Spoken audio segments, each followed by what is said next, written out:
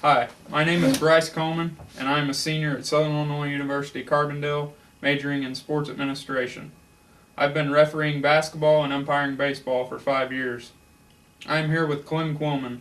Clem is a retired basketball official and also been doing baseball for a while. He has refereed for 26 years. He was also a head basketball coach for Trico. Clem, how did you get into officiating? Well, Bryce, as you said, I was a basketball coach. Some fellows say I did a lot of refereeing from the bench when I coached, so I thought it was a natural progression that after I quit coaching, I thought to stay close to the game. It might be a good idea if I got into refereeing, and I really knew that I would enjoy it, and I had a pretty good idea that I had pretty good judgment because I'd been around the game and played it and coached it for so long.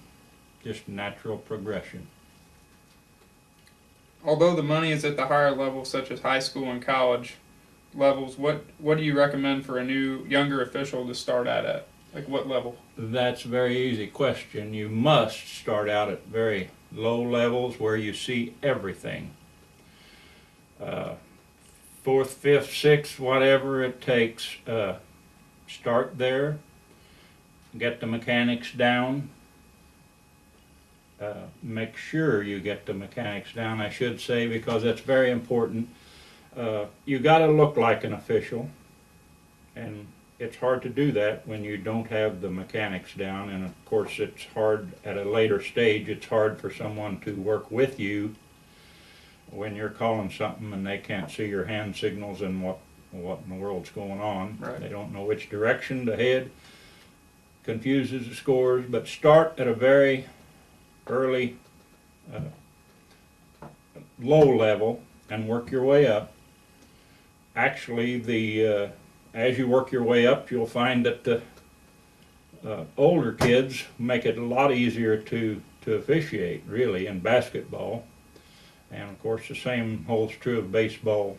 You know, start early and get your mechanics and rules and everything down pat, and go on from there. And even though I went on to high school and some junior college, I never quit doing grade school games. Whenever I'd have a chance during the week, I would always schedule a lot of games at the lower level, simply because they needed referees, number one, and you see all different situations. So when they happen in the game, a big game at a higher level, you know, because you've seen it so often. And I think fans come into it too. You know, you get obviously you must learn how to deal with the fans, and as far as the coaches go, I'm sure the rules are more intense and they care about it more. Well, I learned my rules from my high school coach. He made us know the rules, and that's something that some basketball officials and some coaches, many coaches, don't ever learn them. I don't want to mention any names, but he coached at Indiana, and he's now on television, and you've seen him. Might be Bobby Knight.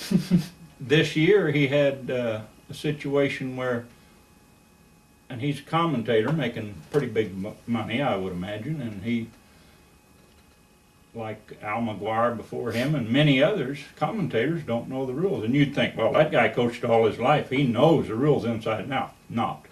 He said, that guy caught the ball when he was in the air. He jumped from the backcourt, caught the ball, landed in the front court. Referee called a violation. Correct call. That's fifth grade call. You know, everybody knows that. But Bobby Knight said, run that back, run that back. Let me see, I think he jumped from back court. They ran it back. Yeah, he jumped from back court. He caught the ball, landed in the front court. Well, too bad, it's a violation. He made a big deal out of it, and all he proved is he doesn't know all the rules. And you got to know the rules that helps your self-confidence. And I know for me, starting out at my first year, I always did the younger level. And I went to junior high the second year, and there was a few calls that I made that weren't very good. And I had to deal with situations with coaches, fans, and I was stuck. I was young, didn't know, what to do in the situations. And Yes. I've had, I don't mean to interfere, but I've had fellows, of course, I was hiring officials. I was refereeing high school basketball at the same time I was coaching on off nights. But I've had friends who also got into coaching, and all they did was call up the athletic directors that they knew, say, hey, give me a game, give me a game. Well, they did. And they were not ready for high school games, but they didn't want to spend the time doing the junior high or the even lower games. They didn't want to spend that kind of time. So they got out there, and yes, they got varsity games, and yes, they were very bad. And that's not the way to do it. And of course, if you badger someone long enough, a lot of these athletic directors will give you jobs that you really aren't ready for. Right. Get ready first. I've had that happen to me as well. As a retired official, do you believe refereeing helped you with coaching and knowing the rules? Well, like I say, I learned a lot of basketball rules simply because our high school coach went over them in, I'm not saying what class, but I wasn't very good at general biology and those things like that. We spent some time in there we shouldn't have, maybe on a basketball rule or two, but we did, as players, we knew those rules. And of course, if you play the game long enough and pay attention, you should know most of them. But there's no substitute for getting into that rule book and going over it and over it and over it, because you'd think baseball rules are simpler, but they're not. Basketball rules are simpler, yeah, but they change more. Yeah. So every year you see obviously rules change. Basketball is not as solid a game as and the players evolve more so than baseball. You get Wilt Chamberlain, they made the rule. Back when he was a youngster, he would dunk his free throws. Right. So they had to make a rule for that, obviously. But and they're always changing. So, but the baseball rules are actually more complicated than basketball rules. Right. But yeah, you got to know them.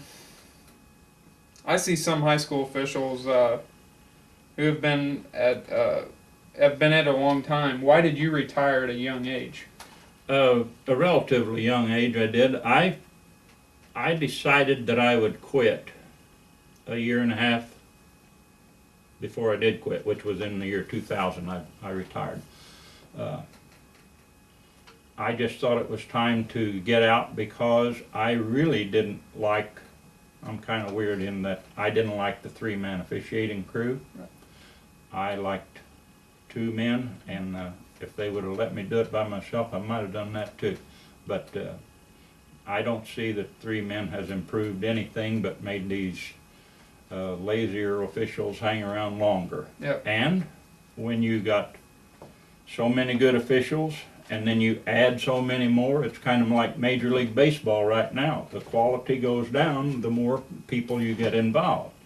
And sometimes, as you well know, and most fans know, the one guy is standing there waiting for the other one to call something, and it goes uncalled. And sometimes they call way too much simply because they got three whistles instead of two. And quality is one thing and quantity is another. And I always tried to kind of hold down the quantity part of it on fouls, and still, just because you're calling more fouls does not mean you're controlling the game more. The opposite is true in my estimation. Yeah. Did you go to the state finals for basketball as far as that goes? I didn't really finish that other question very well, but I quit in 2000, and at that time I was doing the super sectional, and I decided that was going to be my last year. I gave notice to the athletic directors that I would not be renewing any contracts, so I didn't I've been on both sides of that fence where you think you got somebody hired and he says, no, I quit. And then you got 2 weeks to get someone else. So I made the decision to quit, and I didn't like the way the college influence was taking over the high school thing. And so when I quit, yes, I was moving up toward the state tournament. And my friends who are referees, they all say, you can't quit now, you're going to go to the state tournament next year. I said, well, I didn't get in for it, to it for that reason. That means nothing to me, because even though I think I would have been there the next couple years at least, that's not why I got into officiating, and that was not one of them. A good job. I'd like to say, for the end of this video, I'd like to say thank you very much, Quim, for helping for the interview. Is there anything else that you'd like to say before? Well, not really. I mean, I'm kind of unique in that I could see all sides of it all the time, because, you know, the same guys that I would hire at Trico, later on I went refereeing with on several occasions, and we would talk and have conversations and develop real friendships, and at the same time, being on both sides of it, I hired people who I really didn't think could do a very good job, but when you're in a conference and they are working at every other place in the conference, and you're the only one not hiring them, you got to sometimes use your common sense on a lot of things. And common sense, before we quit, common sense does play a big part in basketball officiating. I was coaching a game down here at Trico one night. We were about ready to pull a big upset over Johnson City. This was one of my leaner years, but we had them beat, and the boy was going toward the basket to shoot a layup, and all of a sudden a whistle blows out of nowhere. Everybody looks at the official, and he got a bewildered look on his face, and he says, inadvertent whistle. There is such a thing, and the proper way to proceed on an inadvertent whistle is a jump ball. Well, they had a 6'6" guy, and I had a 6-foot guy. They get the jump ball, takes away our layup, takes away our win. In that situation, know that rule, but you know, people around the gym, probably the other two coaches, they don't know you're supposed to throw it up. Give the ball back to the team who deserved it, and use your common sense a little bit. It always works better if you can put the knowledge of the rules and the common sense together. You'll be better off. We hope you enjoyed this video, and hoping younger officials would come out and work at it. And thank you very much, Glenn.